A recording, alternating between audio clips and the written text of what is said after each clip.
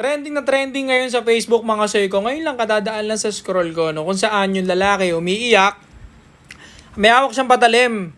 At parang uundayan niya ng patalim yung lalaki dahil sinulutan yata siya ng babae. Nahuli niya na magkasama yung girlfriend niya at yung lalaki.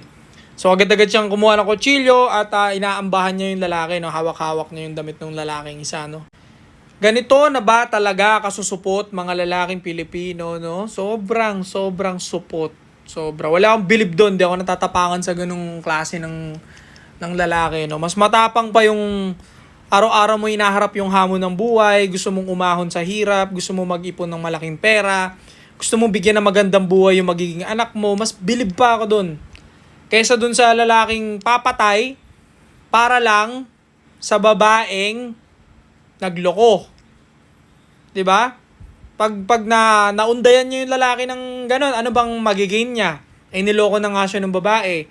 Tapos Diyos ko pagkapapangit-pangit pa nung babae, pakapangit. Kung halimbawa magpapakatanga ka na lang din, siguraduhin mo na doon sa mayaman, maganda, 'di ba? Yung solid talaga kartada G's.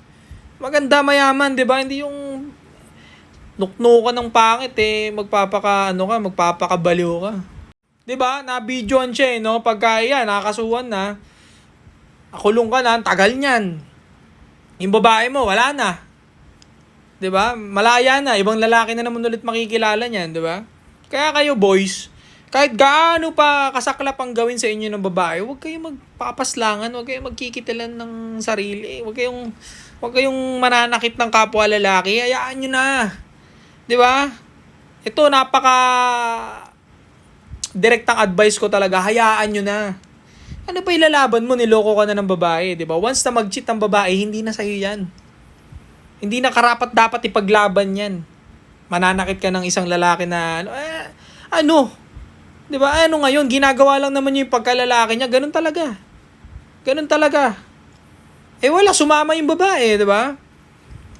'Di ba? Ang lalaki, didiskarte 'yan. At ang babae na malantod din o may gusto dun sa lalaki, hindi niya aaminin na may boyfriend yan. 'Di ba? Hindi niya aminin kasi pag inamin niya, hindi na siya tutuluyan nung isa, 'di ba? Madalas. So hindi niya aminin 'yan. So naloko lang din 'yan. At kung alam man halimbawa nung lalaki na magkarelasyon kayo ng babae, bakit pa rin sumama yung babae doon? So hindi mo na dapat ilaban 'yun, 'di ba? Pangkalsada 'yun. Gaya niyan, dadampot ka ng patalim. Na-videoan ka. O ilang taon mo ngayong pagdudusahan sa loob yan. 'Di ba? Tanggal yung kaligayahan mo sa labas. Imbis na sana hinayaan mo sila, o sige magsama na kayo ng pangit. Pangit naman yung babae. Pangit. Tawagin niyo na ako laitero. Pangit naman talaga 'di ba? Hindi dapat pinupuri ang manlolokong babae, 'di ba? Pangit O mo na magsama na kayo, 'di ba? O di hanap buhay ka, masakit puso mo, mga 1 linggo lang 'yan, mga 2 linggo lang 'yan, 'di ba? Makinig ka ng mga kanta ko. Kanta ni Moose, 'di ba? Kanta ni Echo Rich, ni Lemoncito, makinig ka lang, okay?